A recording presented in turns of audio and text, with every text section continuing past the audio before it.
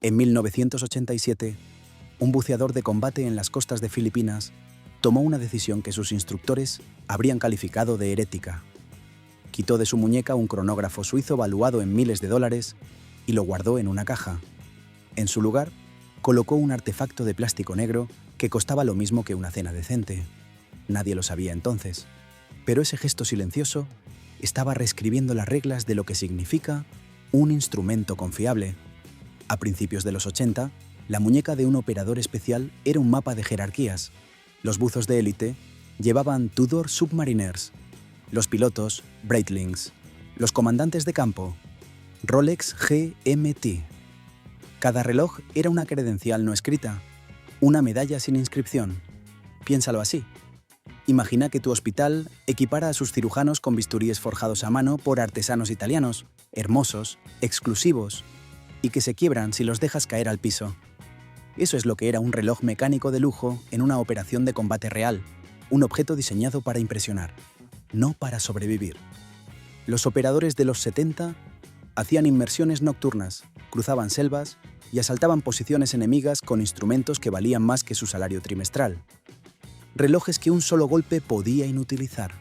Relojes que, como dejó escrito un veterano de aquella era, nadie quería ver en la muñeca de un prisionero o de un caído. En Tokio, en 1981, un ingeniero de Casio llamado Kikuo Ibe vivió el momento que cambiaría todo.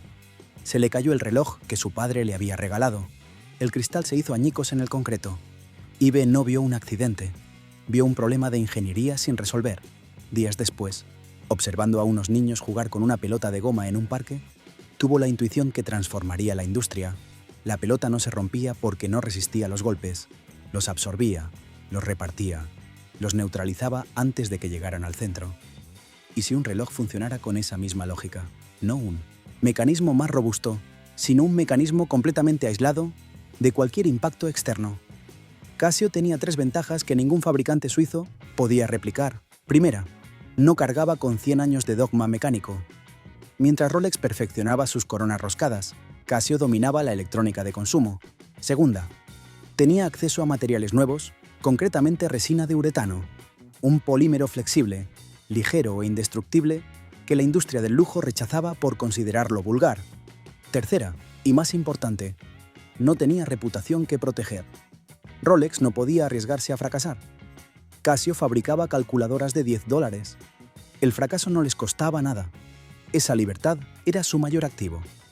Ibe se fijó 3 metas que nadie en el sector creía alcanzables simultáneamente: resistencia a caídas desde 10 metros, impermeabilidad a 10 atmósferas de presión y 10 años de autonomía de batería.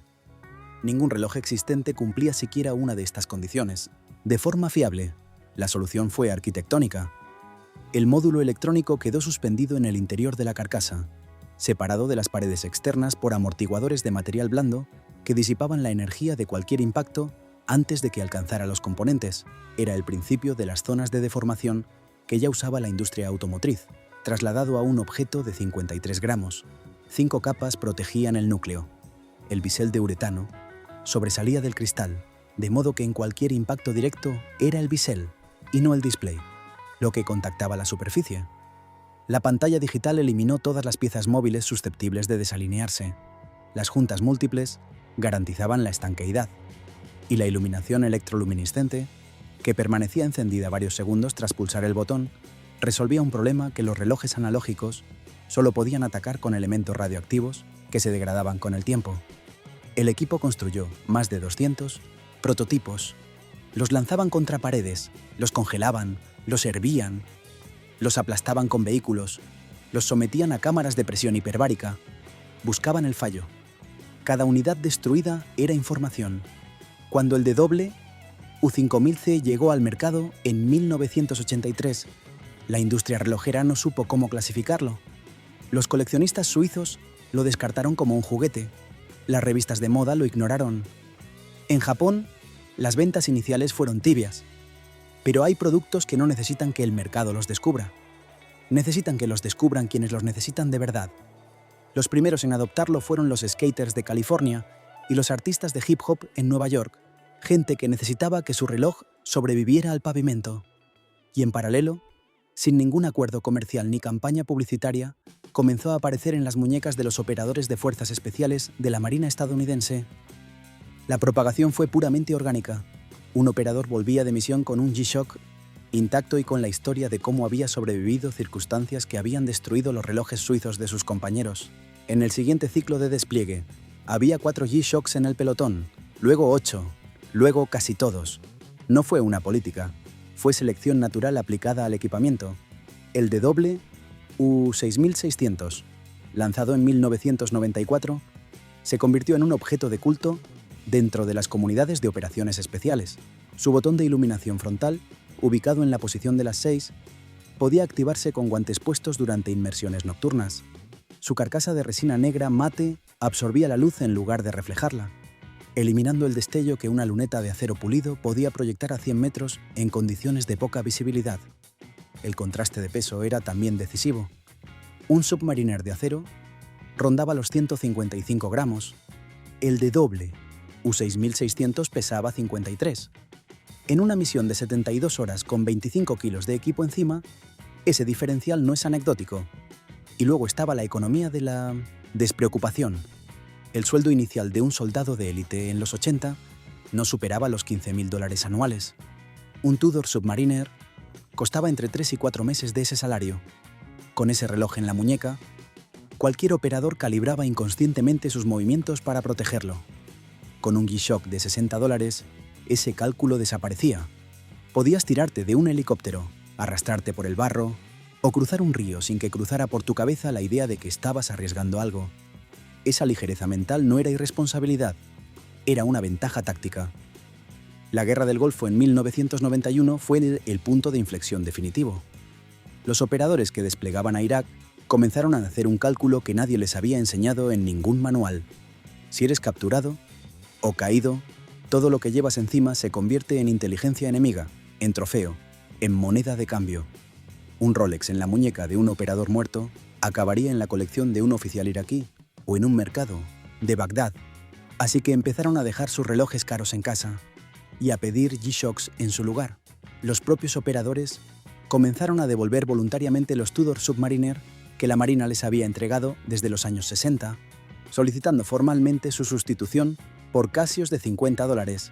La unidad de élite más exigente del mundo estaba rechazando relojes suizos de $4.000 a favor de plástico japonés. No por rebeldía, por racionalidad. El contraste operativo era elocuente. Un Tudor requería mantenimiento periódico, carga manual, manipulación cuidadosa de la corona para conservar la estanqueidad. Un G-Shock no requería nada. Lo llevabas puesto hasta que la batería moría 7 años después.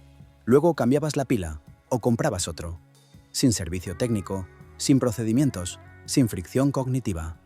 Para alguien que gestiona simultáneamente planificación de misiones, entrenamiento físico, revisión de equipo y vida familiar entre despliegues, esa simplicidad no tiene precio. El reconocimiento institucional llegó a principios de los 90. 4 modelos de G-Shock recibieron números de catálogo OTAN, lo que les permitía ser adquiridos a través de los canales oficiales de suministro militar.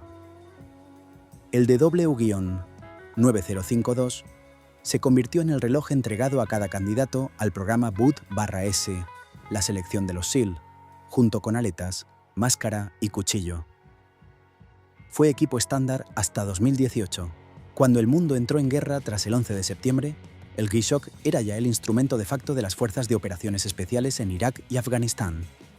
El DW5600 cabía bajo cualquier manga de combate.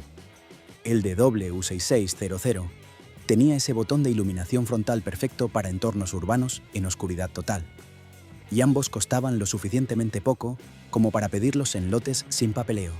Chris Kyle, el francotirador cuya historia se convirtió en la película American Sniper, llevó un DW6600 en todos sus despliegues en Irak.